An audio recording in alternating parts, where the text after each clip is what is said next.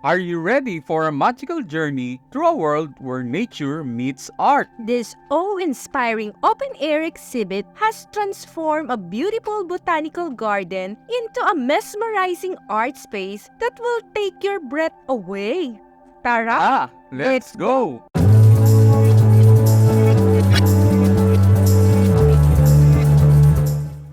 For today's journey, we start from Osaka Station. Hanapin natin yung papuntang Hep5 and Yodobashi Camera Mall. Search ka sa Google Maps. Yun na pala, Red Ferris Wheel.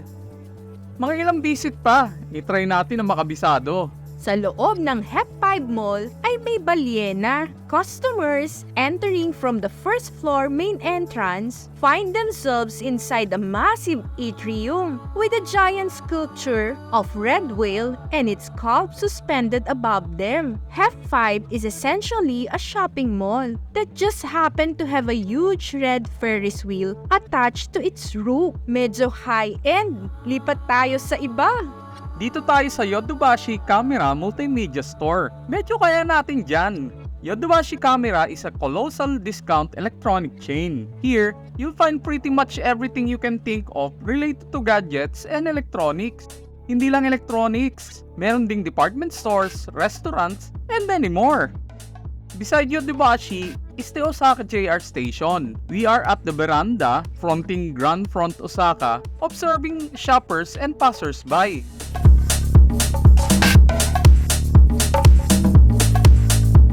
That's the Umeda Sky building that we visited during day 1.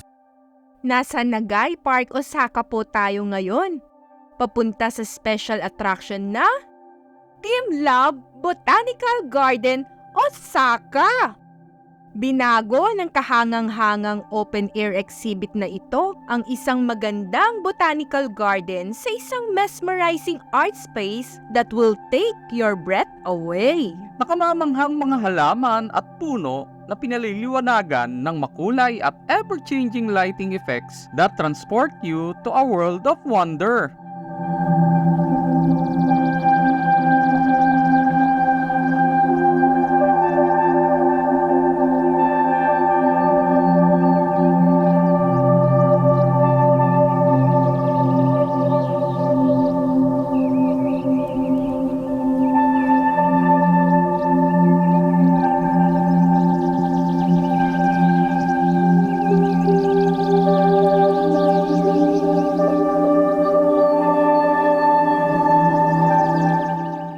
Cluster of egg-like structures or ovoids await in an area where camellias bloom. Maaari mo rin hawakan ang mga ovoid ng malaya. Kahit isa lang hawakan mo, ang nakapalibot ng mga ovoid ay gumagawa din ng liwanag at mga tunog bilang response.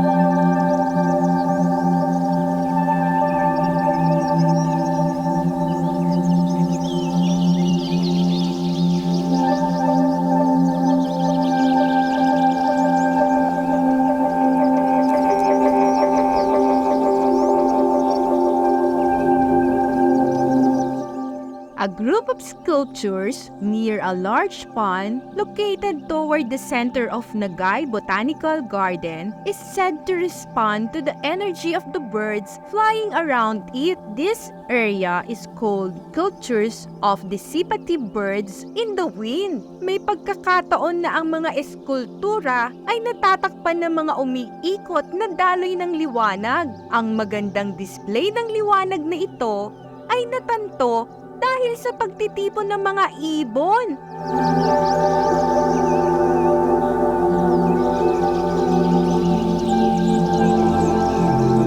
This is Forest of Autonomous Resonating Life, Eucalyptus. Ang mga malalaking ovoid na may maliwanag na ilaw ay mas mataas kaysa sa karaniwang tao na magkasama-sama dito.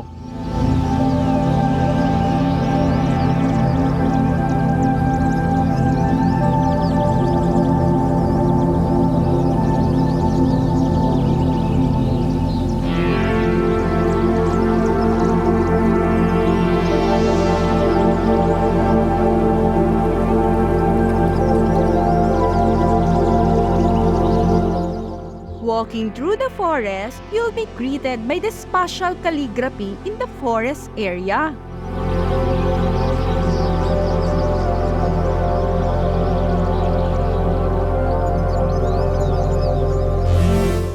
Walking further, you'll reach the continuously aflame universe of fire particles in the forest. The intense yet quiet burning of the flames are attractive.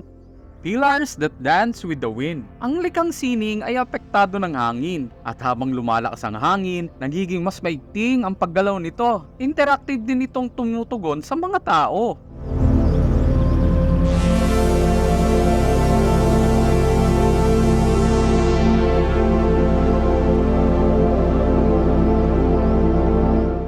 Field of light color. Kapag ang mga tao ay nakatayo malapit sa kanila, sila ay nagniningning ng mas maliwanag at gumagawa ng isang himig.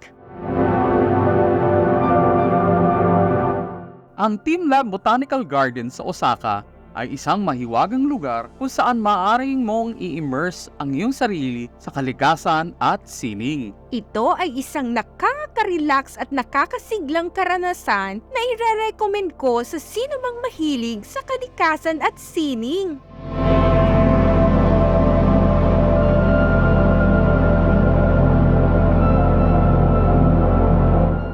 That's all for Day 6. Abangan na lang ang Day 7 namin. Thanks for watching. Please like, share, and subscribe. You can also watch other videos here.